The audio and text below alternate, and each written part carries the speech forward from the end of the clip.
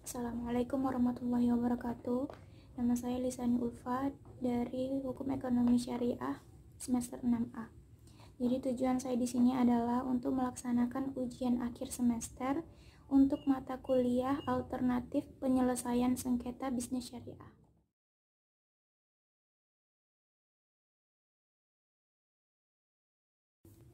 Yang pertama, pengertian alternatif penyelesaian sengketa menurut Undang-Undang Nomor 30 Tahun 1999. Alternatif penyelesaian sengketa adalah lembaga penyelesaian sengketa atau beda pendapat melalui prosedur yang disepakati oleh para pihak, yakni penyelesaian di luar pengadilan dengan cara konsultasi, mediasi, konsiliasi, atau penilaian ahli. Lalu perbedaan APS dengan arbitrase. Perbedaannya yaitu putusan arbitrase bersifat final dan mengikat, sedangkan model alternatif penyelesaian sengketa berdasarkan itikat baik para pihak yang bersengketa. Yang kedua, acara arbitrase lebih formal, sesuai dengan ketentuan acara yang telah ditentukan, sedangkan pada model alternatif penyelesaian sengketa tidak formal, dapat digunakan cara apa saja. Kemudian yang kedua, kelebihan dan kekurangan proses penyelesaian sengketa melalui alternatif penyelesaian sengketa dibandingkan proses litigasi. Kelebihan alternatif penyelesaian sengketa yang pertama, dijamin kerahasiaannya para pihak yang bersengketa. Yang kedua, para pihak dapat memilih arbiter yang menurut keyakinannya mempunyai pengetahuan, pengalaman, serta latar belakang yang cukup mengenai masalah yang disengketakan. Yang ketiga, putusan arbiter merupakan putusan yang mengikat para pihak dan dengan melalui tata cara atau prosedur sederhana saja ataupun langsung dapat dilaksanakan. Nah, kekurangannya yang pertama, memiliki ketergantungan kepada pengadilan untuk melaksanakan eksekusi. Yang kedua, upaya eksekusi dari suatu putusan arbitrase kadang mengalami kendala di lapangan. Dan yang ketiga, apa yang saya pahami tentang konsultasi dan negosiasi. Konsultasi adalah suatu penyelesaian sengketa di mana konsultan memberikan pendapat hukum maupun nasihat berdasarkan pengetahuan dan pengalamannya terkait sengketa yang sedang dihadapi pihak lain atau yang disebut dengan klien. Kemudian peran konsultan. Konsultan berperan untuk memberi edukasi kepada klien apa yang menjadi hak dan kewajibannya, posisi hukumnya, dan dengan demikian memitigasi kerugian lebih lanjut, di samping memberi rekomendasi hukum yang objektif. Kemudian proses konsultasi hukum. Nah, proses konsultasi ini yang pertama ada provision.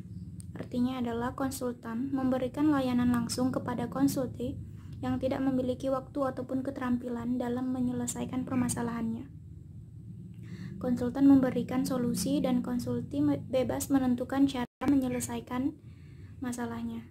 Yang kedua ada prescription.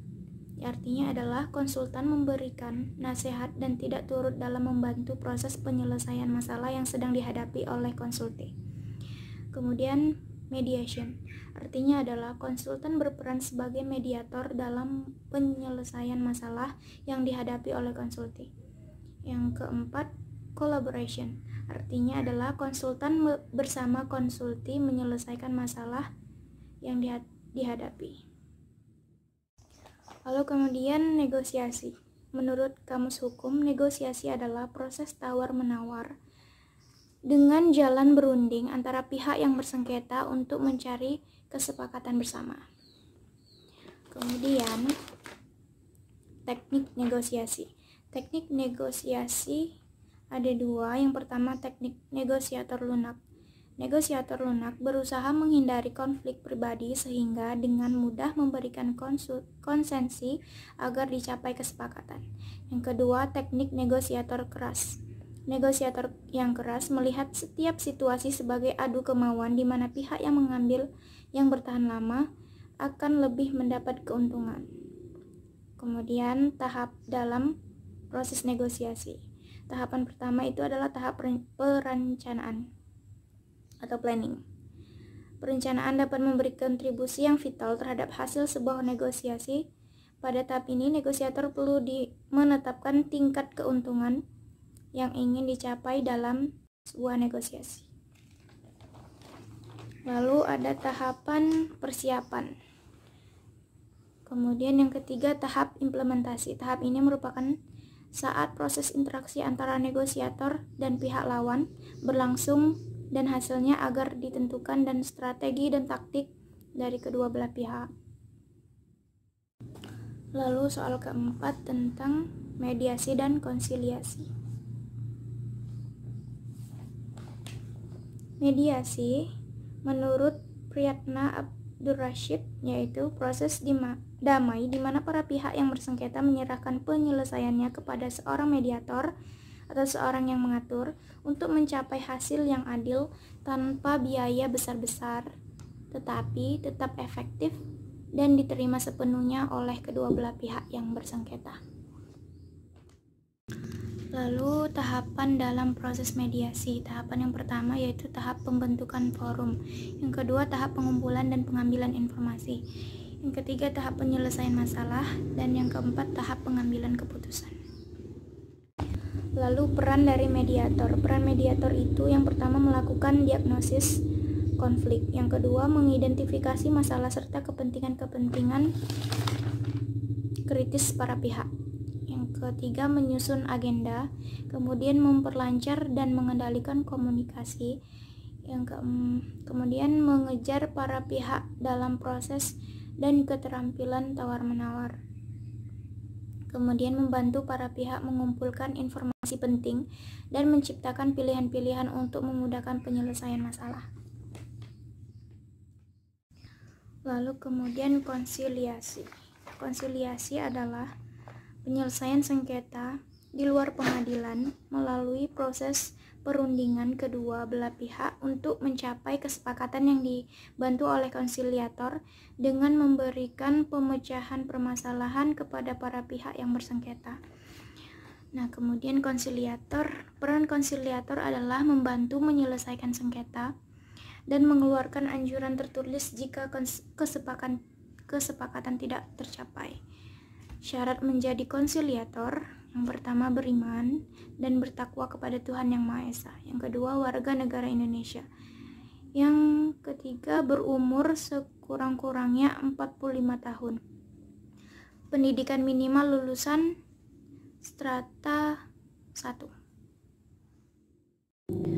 Lalu berbadan sehat menurut surat keterangan dokter, berwibawa, jujur, adil, dan berkelakuan tidak tercela, memiliki pengalaman di bidang hubungan industrial sekurang-kurangnya 5 tahun, menguasai peraturan perundang-undangan di bidang ketenagakerjaan.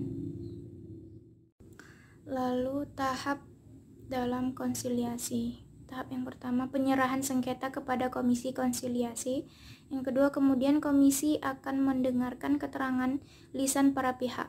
Yang ketiga berdasarkan fakta yang diberikan oleh para pihak secara lisan, komisi konsiliasi akan menyerahkan laporan kepada para pihak disertai dengan kesimpulan dan usulan penyelesaian sengketa.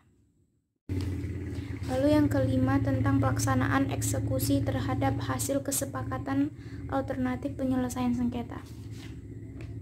Pelaksanaan putusan atau eksekusi pengadilan dalam perdata dapat dibedakan menjadi 3 macam, yaitu yang pertama pelaksanaan putusan yang menghukum seseorang untuk membayar sejumlah uang.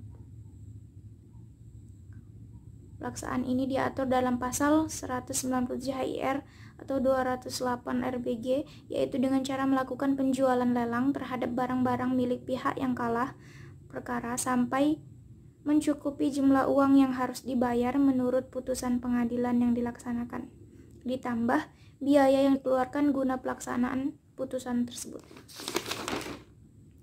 Lalu yang kedua ada pelaksanaan putusan yang menghukum seseorang untuk suatu perbuatan. Hal ini diatur dalam pasal 225 HIR atau 259 RBG yang menentukan bahwa apabila seseorang yang dihukum untuk melakukan sesuatu perbuatan tidak melakukannya dalam tenggang waktu yang ditentukan, maka pihak yang menangkan dapat meminta kepada ketua pengadilan agar perbuatan yang tidak dilakukan oleh pihak yang kalah ini dinilai dengan sejumlah uang. Lalu yang ketiga, pelaksanaan putusan yang menghukum salah satu pihak untuk mengosongkan suatu benda tetap. Putusan ini disebut juga eksekusi real. Yang dimaksud eksekusi real adalah putusan yang memerintahkan pengosongan atas benda tidak bergerak terlebih dahulu, ditegur atau mengosongkan dan menyerahkan benda tidak bergerak tersebut.